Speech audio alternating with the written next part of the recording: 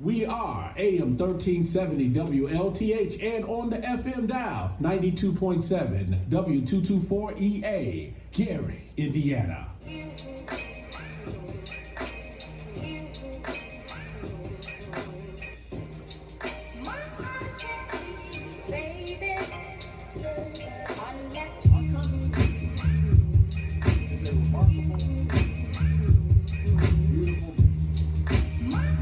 Hey, how you doing out there tonight, Facebook? This is October 6th, 2022, and this is another installment of We the People podcast with John Allen. My guest tonight is Dwayne Halliburton and David Thornton. David Thornton is going to be co-hosting, and David Halliburton is an Indiana State Trooper that's running for office, and he's going to call in at about 6:30. Welcome to the show. Welcome to the show. We look forward to having a good time and a good talking discussion tonight. Welcome to We the People.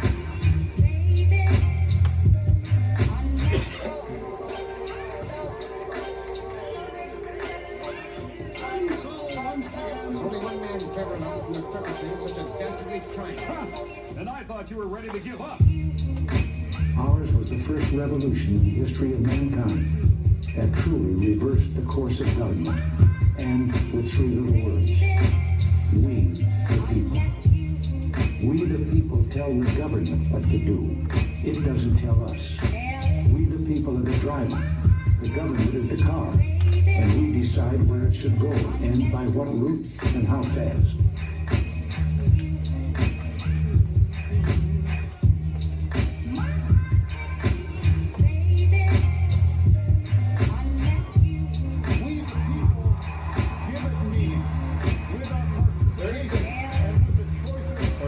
Folks. Oh, those of you who want to call in, you can dial in tonight at 219-885-1371. So we're taking calls too. And we're taking questions as well. So you guys more than welcome to call in tonight as well. We're about to go on. 5, 4, 3, 2. Hey, welcome. This is John Allen, your host of We the People in Northwest Indiana on WLTH Radio, AM 1370 and 92.7 FM. You also can catch We the People streaming and social media and YouTube platforms and Facebook platforms as well. Well, tonight is feels like almost the beginning of fall is coming in, and we're in October already. And we're going close to the end of the year. In 2022, it'll be gone soon. And I want to start off this show correctly, or best I can, by letting you know who we have as guests. So tonight, we're going to have David Thornton. He's going to come in and co-host tonight for the first time. And he might be a reoccurring co-host among some other people. And this show, and I mean it when I say is We the People, that's exactly what it's going to be, We the People. Also, we're going to have Dwayne Halliburton. He's an Indiana State Trooper and a former Marine that's running for office. And in or about 6:30, we're going to have him come in or call in, and we're going to talk to him a little bit about his campaign and current events and things, the issues, and a little bit about his platform for his election. And we're going to have him take care of that. I'm going to read off a disclaimer. And that is, the views expressed by the host and callers of this show are not necessarily the views of WLTH management, owners, advertisers, and sponsors. As I promised, I said that every show or every other show we have different segments or different things that we bring up. And one of the things I would like to talk about is economic indicators, right? And so what I'm going to try to do is create a nexus between current economic news and raise some type of topic that we can understand at any level to figure out how that news is relevant to us immediately in the region. And it gives us an economic indicator as to where we're at. Should we be trying to move the needle this way or that way on a certain thing or issue? But overall, we all realize what economic progress is, meaning that our communities are walkable because the infrastructure is good. Our communities have the appropriate amount of amenities, and there are places where we want to stay and where our young people can thrive and our old people feel secure, or older people feel secure, and our people that's in between we can be at our best with regards to our production. With that being said, in the news I read this week that for the first time in a decade, the state of Indiana has reported $1 billion in tax revenue from casinos. So it's the first time in a decade the casinos have generated tax revenue to the point of $1 billion. So that to me is an indicator that that's a good thing, because we have a casino in this region. We have the Hard Rock in this region, and obviously it's doing pretty well. It's my understanding that it's supposed to be the #1 casino in the state of Indiana right now. And so that's good for us, and it's good, well, for the taxes that we collect, but it's also good for the visitors, because they have a real good lineup of different people coming there. And sometimes I've bought tickets and I plan on buying some more, and they have a couple other people coming in to entertain, whether it's singers, comedians, and they are very mainstream names and mainstream names, which is a good indicator to me that they're pulling a strong audience. And of course, being by the busiest highway in the country, that helps as well. So we want the casinos, unfortunately, even though it's gambling, we want them to keep up the good work as far as generating taxes for the state. So that's a good thing. The other economic indicator I want to bring up today is the Lake County, Indiana tax sale ended just a couple of days ago. And I participated in the tax sale. I was a bidder, and I wound up being bitter about my bidding. But anyway, I didn't get much. I was being outbid left and right, and maybe somebody could call in with their experience, but I was being outbid left and right. And I think the hedge fund guys, they're coming in and they're placing real big bids, and what appears to be like overpaying. But I think they're buying a lot of stuff that's more than likely to be the late tax bill will be paid, and they would get their money back with interest. So I think that's probably their strategy or whatever. I couldn't imagine some of the parcels that I looked at going for the prices they went. Not that it's wrong with a little scarcity in the home prices going up, and it's a little scarcity. But what we would like to see is, unfortunately, it was 12,000 properties or parcels on the sale, and all of them wasn't single-family homes. No, it's a mix of vacant land, lots, commercial properties of various types, and single-family homes. However, we would like to see that list get down to maybe it's 3,000 for the entire county. And out of the 3,000 for the county, maybe it's only 300 single-family homes is occupied with someone actually in them struggling, where it's down to like maybe 10%. So that would be something we would love to see. We got a guest coming in. That'd be something we love to see happen with the tax sale. So we want to keep our pulse on the tax sale and how that goes. And I think that's an economic indicator too, as to how things are going in our region. Are we collecting all the property taxes, and do we have a shortfall from non-collection? And it gives us an indicator, depending on what type of properties is on the sale, how many people, or if there's a lot of people or too many people in trouble or struggling. All right, so we want to keep an eye on that too. So enough with the economic indicators. Let's talk about something a little bit more interesting this evening. On We the People, one of our goals is to raise awareness. And one of the things I like to raise awareness now a lot about is our justice system, because I'm a direct participant in our justice system. And I like political fairness also in our system. So you will hear me raise issues about that. And last week I had mentioned talking about Freedom of Information Act, and I said we might do one live on air. But what I'm going to do now, I'm going to show you, this is a CD I got. It's an audio of a Lake County liquor hearing, right? Where you go and you remonstrate or you speak for people obtaining liquor license. Also at the same hearings, sometimes when people do liquor license violations, they have these hearings and they make an audio of it. So I have an audio of one of those hearings with me tonight. But the reason why I brought this audio is to bring up that I was going to teach you guys how to do a Freedom of Information Act. And a Freedom of Information Act, or FOIA as they call it, sometimes they say it's a Public Access Record Act. And the verbiage or the terminology for it changes from state to state. But anyway, this is one that I procured from the Alcohol and Tobacco Commission for the state of Indiana at 302 West Washington in Indianapolis. And what was going on with this case, as we know in Gary, Indiana, it's a place called the Art House. The Art House was trying to acquire a liquor license.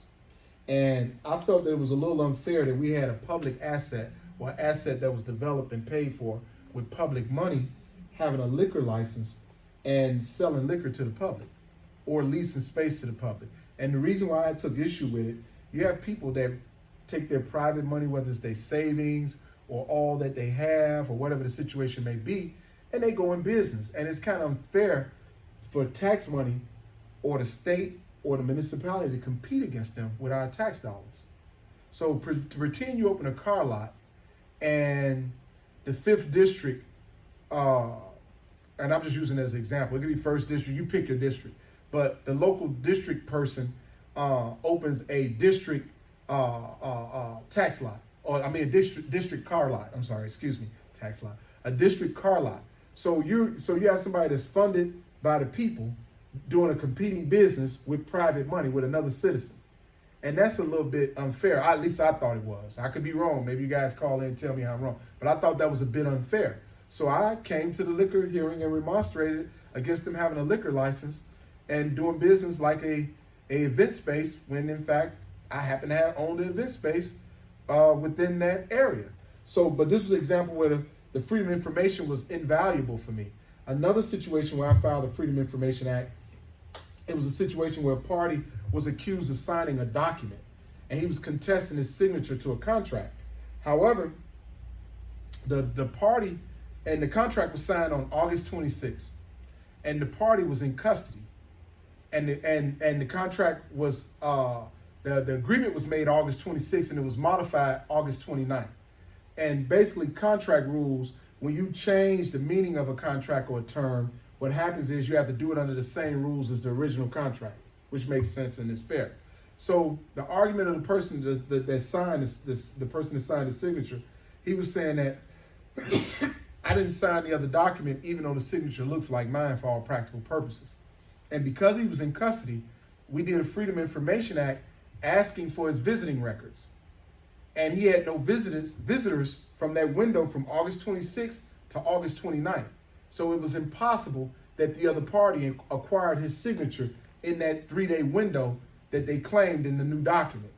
And the Freedom of Information Act was essential or tantamount in this person winning his release from custody in the document. So the FOIA documents, a FOIA request can be used for all kinds of things. Sometimes it can just be used for data, nothing as dramatic as the example I just gave, but I was just highlighting how important it can be and how invaluable it may be in certain situations. With that being said, I'm gonna ask my co-host to come in here and sit down next to me and introduce himself. And this co-host, he's the founder of the Facebook page Leadership Academy. And I don't know how many of you guys have signed up for Leadership Academy, but you should like and or join Leadership Academy. You get some real good posts there. And the theme of the page is exactly how it sounds, Leadership Academy. So yeah, you move in a little bit here. So we have David Thornton here. Good afternoon, good evening. Speak up a little bit. Glad to be here. Glad to be here. Okay. Glad to be here. Okay. First of all, I want to thank you for inviting me to your show, your platform. There's a lot to talk about, and I appreciate you talking about the Leadership Academy. Leadership Academy was started 4 years ago. We basically got 300 members. They're nationwide. Anybody could join the Leadership Academy. I have John here as a very trusted admin. He's been with me for like 2 or 3 years. And the platform is about just sharing ideas, talking about anything from politics to views to sharing business ideas. There's businesses that are nationwide, Black-owned businesses that I truly support. And there are businesses that I've never visited, people that I don't know. But if it's Black-owned, it's going to be on the Leadership Academy. If there's something about education, it's on the Leadership Academy. And John had supported that platform, and I thank you, and I thank you for having me here on the show tonight. Okay. With that being said, I'm going to read the disclaimer again. The views expressed by the host and callers of this show are not necessarily the view of WLTH management, owners, advertisers, and sponsors. So, Dave, you're a resident of what town? I live in Tolliston. Okay. I live here in Gary. I live in Tolliston. Okay. So, how long have you been living in the region in general? in the county of Lake County or in the region of Northwest Indiana? I've been here since 2014. Okay. I did have a brief period prior to that, from 2008 to 2012, and then I returned back to Gary in 2014, and I've been here as a citizen. I want to say of Gary since 2014, an honored citizen. Okay. And I'm here to support Gary, Indiana, to support what they're doing and moving forward. Okay, that's great. Freddie Graves said we can't see you. Okay. All right. So, hey, Miss Graves, how you doing? So, at any rate, while we're at it just come to mind. Faith Farms, right? It's a local farm. I go there and get eggs, but Faith Farms is tackling heart disease, diabetes, and obesity. And they're going to have a Food is Medicine announcement October 17th, 2022 at 9:30 a.m. at 655 Carolina Street. That's the location of their farm. And they have live chickens, ducks, and believe it or not, audience, duck eggs taste very good. I eat them scrambled. I haven't had a boiled duck egg yet, but some of my partners have.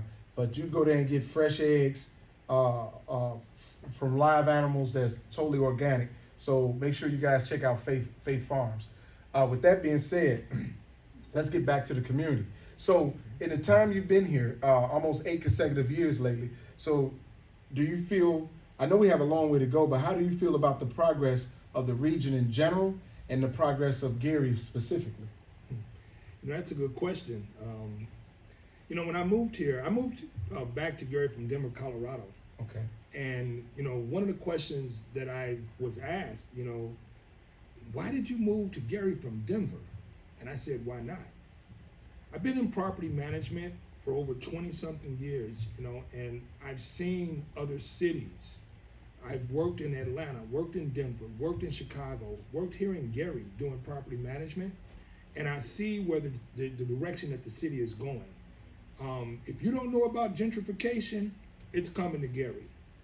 One of the things that I've always said, as long as Gary is right off Lake Michigan and it's close to Chicago, it's coming back. And I'm seeing the same blueprint during this process that I've witnessed and I've personally worked in other cities years ago. So I'm a firm believer. I just purchased a home like six weeks ago here in Gary. So I'm here to stay. I believe in what the direction that the city is going in, and I believe in the leadership. Okay. And for me, when we say gentrification, for me, and I'm gonna have Mr. Thornton speak for himself. To me, it means the pros of it is sharing the existing community with a diverse group of people, and the platform of diversity is such that it's more people on the ship, and they won't let it sink. Absolutely. Right. Now, we do have some issues with it where we talk about displacement and things like that other cities have experienced. In my personal opinion, we won't experience the displacement that other cities experience because we're underpopulated. We have a caller. We're going to take a call real quick. Yes, caller, you're on the air. Thank you for calling We the People. Just wanted to ask a quick question. Do you think the pro-Gary attitude that has been around here for decades has did more to hurt Gary than to better Gary? Okay, I'm gonna answer the question. I'm gonna let David speak on the question too. My personal experience with the pro-Gary attitude that hurts is extremism and tribalism. Extremism in the sense that we think we can be an island and stand alone, and we can't.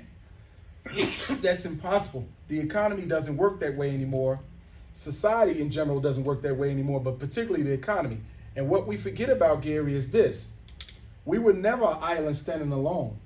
We made a product, raw steel, we rolled it up or we flattened it out, we put it on trucks, it went to other economies, and a return or a check came back from those other economies.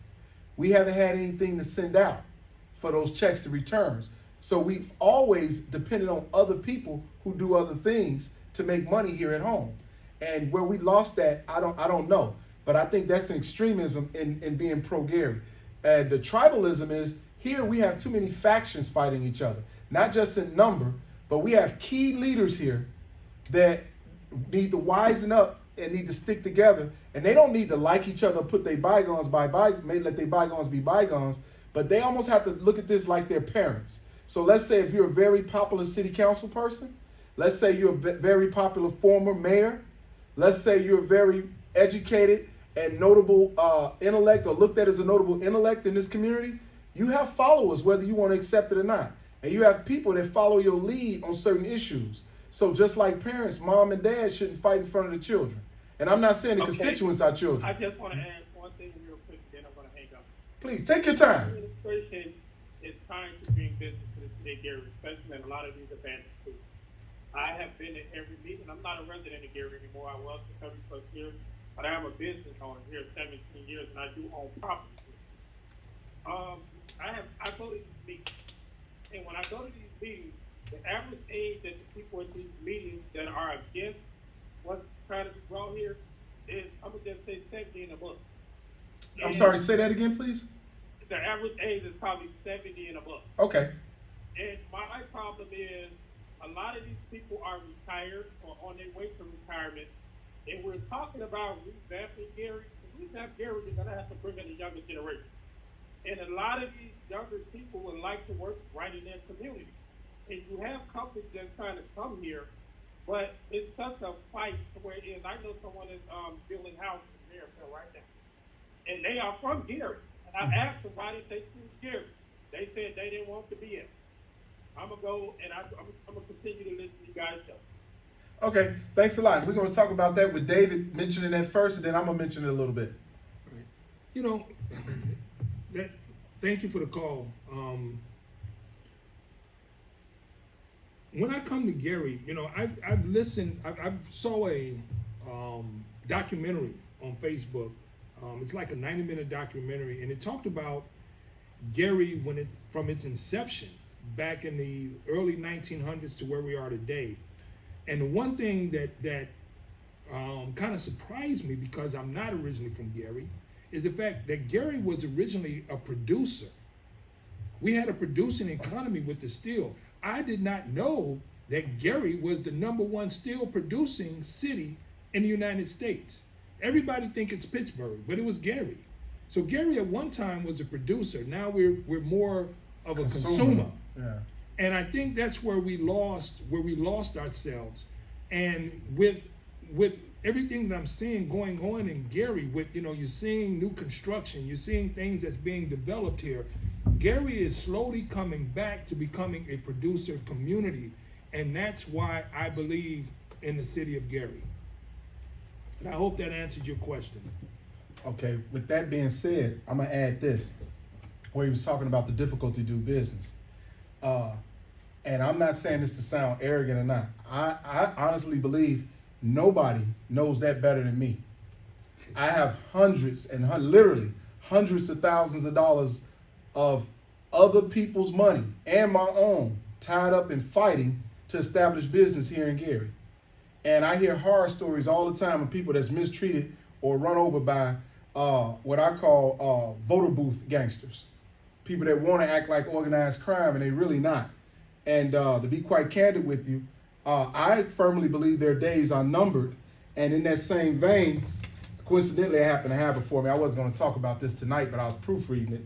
This is a motion for me to leave an amendment and supplement a complaint that I have in federal court in the United States District Court, Northern District, Indiana, where I'm suing a judge, local county judge, two of them, two Lake County judges, the sheriff, former housing authority people, an attorney for the county, a private company that was acting in collusion and civil rights conspiracy with them. So I personally, I feel for you directly with what you're saying about the difficulty of getting things done here. And I understand. And with that being said, I honestly believe it's going to be two things that's going to happen.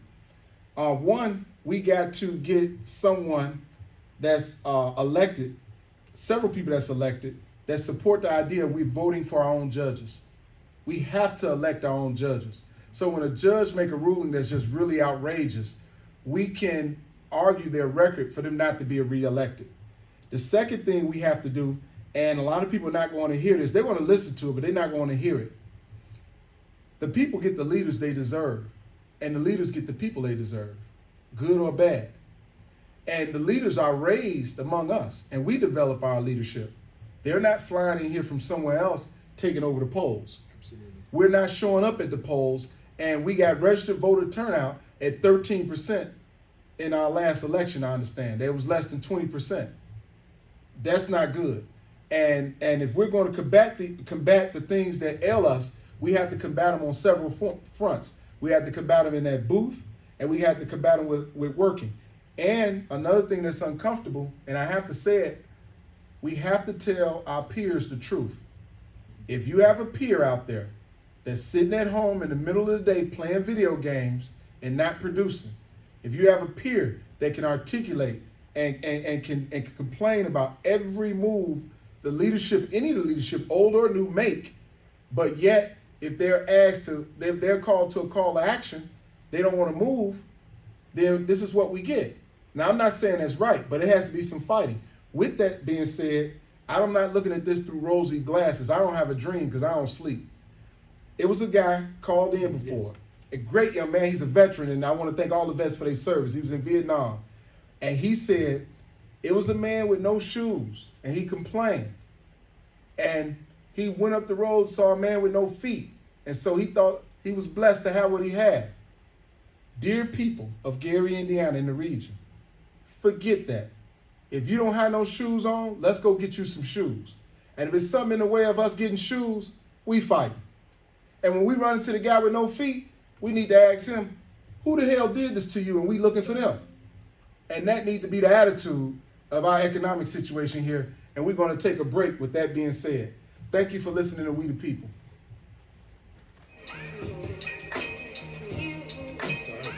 Man, you sent me 115 Broadway, man. I was told, but the text message you sent was 115 Broadway. Then it's still. All you need. But I got it back. But I wanted to piggyback. 3 minutes. I wanted to piggyback on something you said. Because I wanted to ask you a question. You talked about questions about your health? businesses. Well, and the economic doctor is development in. and the Join struggles that we Community go Health through. Net CEO Is it due, and could it be all-around due to health lack of expert, education, lack Dr. of James knowledge, which Seabrook, I every commend you fourth for. Wednesday on 'Cause WLTH, you bring that knowledge, 1370 AM that at education 10 to the a.m. people, and then you Don't mention be about shy. the election. Call in and ask your We questions. as a people Dr. Seabrook do wants to not help vote in midterm because elections. your health matters. I've been in politics since I Hello, was this a is Pastor Shar I here was an from Healing elected Streams delegate. Oasis Church I in was a Crown precinct Point. captain Pastor in the Dr. Obama Danny Olson and I administration are back excited in about Colorado coming to in you on 08. Sundays here on WLTH worked AM right here 1370 in from Gary 4:30 to Campus. 5 p.m. with powerful we do messages. not You know. are People invited to think hear the good news of your people Savior, of color Healer, and think extravagant that the provider, president Jesus runs the Christ. country, and it's the Congress and the Senate, Senate. and we vote for them during the midterm elections. Come and on you out just to a said nightfall 13%. jazz, blues, Show up. and Show soul up. with a little bit of That's what karaoke handcuffed every Thursday so many from 6:30 p.m. and I till had a 11 so p.m. I'll keep this Located in mind. right at Righteous Ribs, 500 East Fifth Avenue I think in that's what Gary, Indiana. handcuffs Located country, again because at like you said, we 500 elect the East people Fifth Avenue in that Gary, we supposed to Indiana. be in. But Nightfall jazz, blues, and soul We with don't a turn out little when we need to turn out. karaoke. Hosted by yours We truly, don't hold they fire, Dr. they J, shoot to the the fire. Prime Exactly. Minister of the Exactly. Blues. Yep. Thursday. So we're streaming right now. The Northwest Indiana Facebook. Sports Group So is the asking streaming whether you don't have stop. ever Right. wondered The audio about stop a for break, so you long-lost can friend, say whatever you want to say to the Right. someone audience. who made a Say difference, anything big you or like to small. anybody. Tune into They can hear WTP me? Radio Yeah, they can hear you right now. 1370 AM I thought we 92.7 went on break, we FM was on on break, Saturday but anyway. from This doesn't 11 pause. I AM don't to pause 1 this. PM All right, well, I for apologize. And we're gonna edit. We're gonna stories, edit and some information tapes. to Coming soon, we're gonna do reacquaint you some with edits, and we're gonna people have our from the region YouTube who channel have slipped up and running with below the edits. radar. The And Northwest we're Indiana gonna also Sports Group return is to identifying these lost We the individuals People to on the tell their Street. stories So I got a and couple of update good you on video information clips for that that too. I'm needs gonna to be share with you told. guys. We are going to Well, I talk appreciate about that. where Thank you are for they education. and what are they doing now. That's knowledge. They may be closer But, than you think. Listen on Saturdays 11 a.m. to 1 Yeah, I- p.m. for where are they There's so many and what are things they that I doing wanna now. talk about, If you have you know, ideas or politics, know the whereabouts of someone we the should be direction Gary highlighting, is going in. give us a call at 219-718-2434 or drop us a note Yeah. at P.O. I had some people on here talking about they had left the country. I was Gary, verify Indiana, the phone number here from me. 46401. 219-885-1371. It's on the screen. I got it. Yeah, I was actually, I had a real estate agent in Costa Rica, and I was going to move back to Portugal. And someone here in Gary talked to me in the stand, buying a house here. Wow. And I believe that this is what I want to We're do. gonna have Dwayne Halliburton call in the morning. He's the Indiana State Trooper running for office. Okay, good evening, good evening. This is your host, John Allen, with We the People, October 6, 2022 installment. And we have co-host here, David Thornton, here. Hold on. Do we have a problem with the phone? No. Okay, we got a guest calling in. Let me see what's going on with our guest. Hold on a second. Here we go. Hey, Dwayne, how you doing? Somebody's on the. Okay, hello? Caller. Hello, caller. Hello. Hey, how are you doing, caller? This is John Allen with We the People. What's your name? And you're on air. My name is Raquel. Okay. Okay, well, go right ahead with your question. All right, listen. I worked for the city of Gary for over 24 years. So I know the ins and outs. You understand what I'm talking about? I got an idea what you're saying. But go ahead. Elaborate, please. So I understand how they did the undercover contractors, because what's really fascinating to me is that you have a fleet for your police department, you have a fleet for your general services, which means you got a lot of vehicles, right? Mm-hmm. So why don't you pay into the maintenance and the insurance of these vehicles? You driving through Gary, Indiana, police cars, hit, damage, general services, hit, damage. But the police will stop you and ask you for proof of insurance.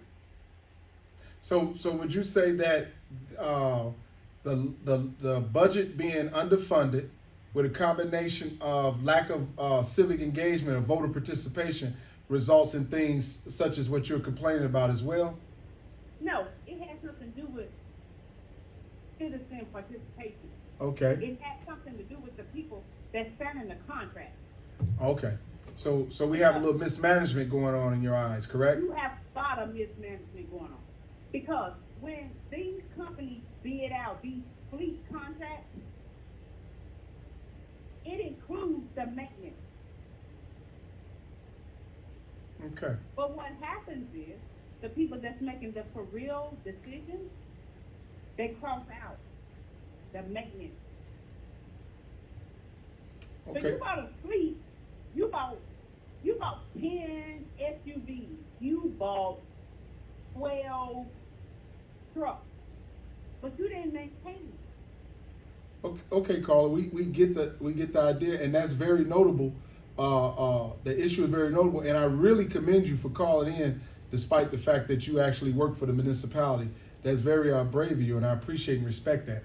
We got a caller coming in. We have our guest, our phone-in guest calling in, Indiana State Trooper Dwayne Halliburton, and he's running for office. So maybe he can speak on some of these things, and we're going to get him on the line soon. Thanks for calling. No, thank you for accepting. Okay, we should have Mr. Halliburton dialing in. We don't have a call yet? Not showing up on the screen. Okay, so we're not getting a call. Let's see if we can get Mr. Halliburton dialed in.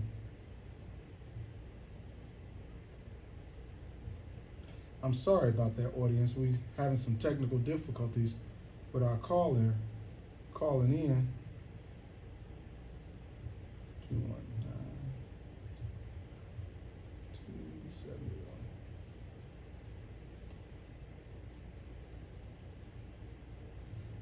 Okay, so while we're waiting on Mr. Halliburton, my co-host was going to piggyback on something that I said earlier before we went to break. And if he recalls or recollect, we're going to ask him to talk about that. Yeah. You know, we had a previous caller was discussing the difficulty of starting businesses here. And my question, and I have a couple of questions to ask of you. Is that due to the roadblocks that we face here is due to the lack of knowledge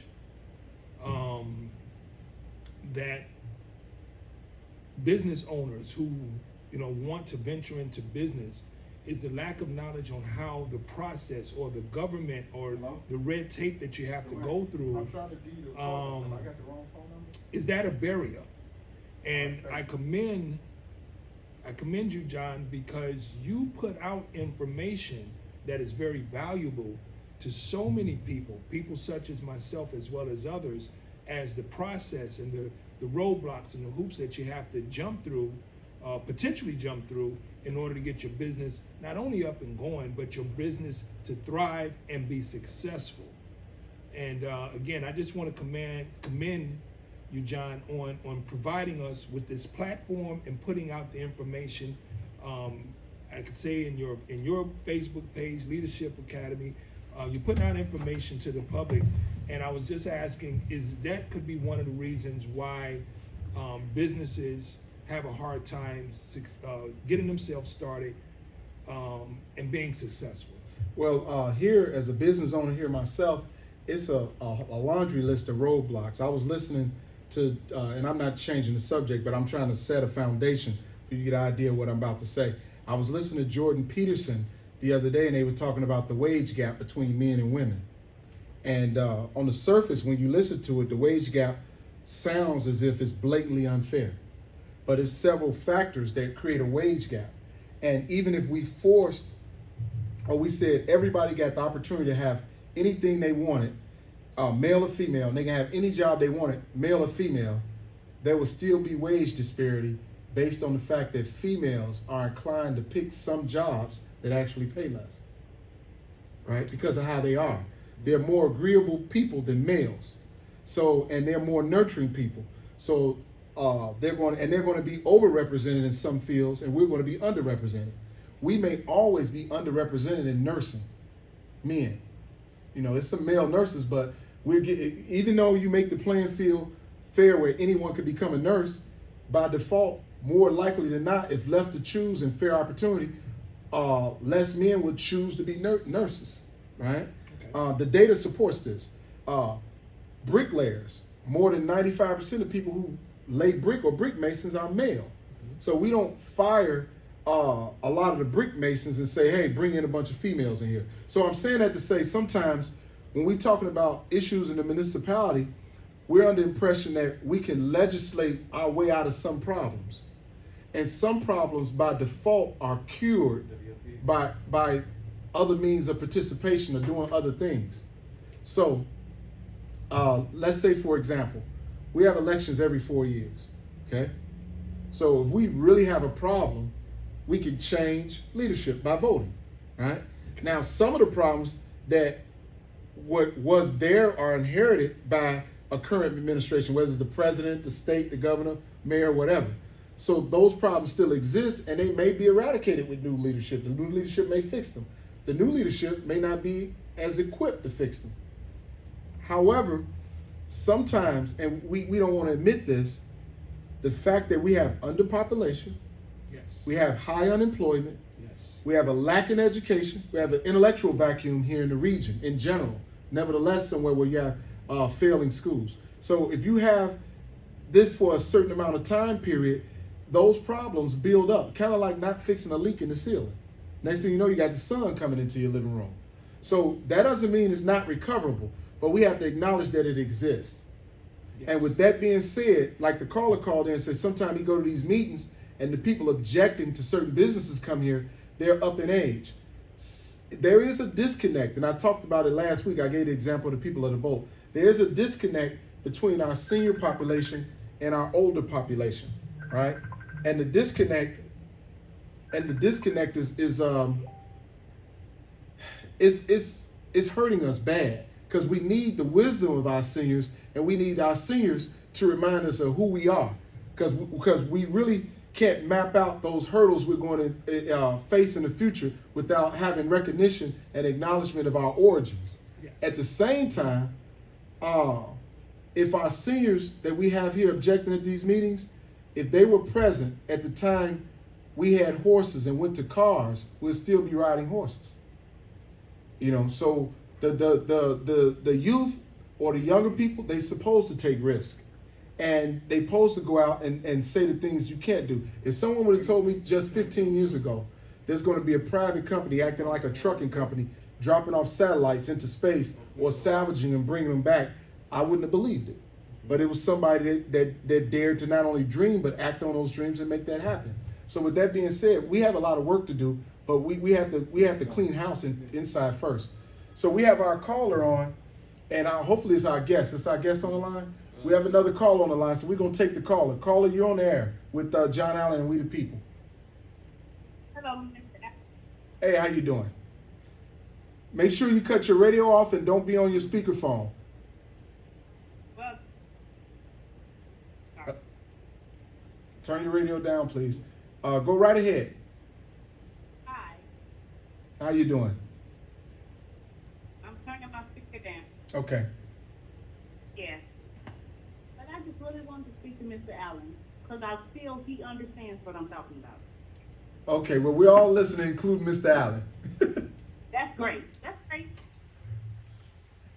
But I just want to speak to where we are as a business. Mr. Allen came here and he tried something, right? And what I don't understand is how did they destruct his business when he had all the permits? He went to the building department. He got a permit. He had to go to a contractor's licensing board. He got all that. WTP. The reason he didn't WTP. get what he needed from the city of Gary because he spoke out, and that's really ridiculous. It's really ridiculous. Because if he had gone along with the flow of what was going on, he'd be okay. He had to have a plumbing license, an electrical license, HVAC, all of those licenses. Could you And turn they on your told radio, his please? property 'Cause I up can't understand. because he didn't want to go along with the get along. Well, it sounds like you said it in a nutshell. And I appreciate your passion in which you communicate what happened. For those who don't know that's listening, she's talking about 624 Broadway and the building or business called Nations. And it was a event space concept that I developed with a business partner of mine. And we took a historic building in Gary and we remodeled it at 624 Broadway. And the GHA expressed that they had been in talks for up to 4 or 5 years before as to the development of that block, because it was basically nothing on it but abandoned buildings. And it was maybe one Chinese restaurant that actually had some business there on the in the building. Yes, so that's what she's talking about. I hear my theme music coming on. It's time for us to take a break. Caller, I'm not going to ignore what you were talking about. I'll elaborate on it when we come back before the show ends, and we're going to break for a commercial break. Thanks for calling.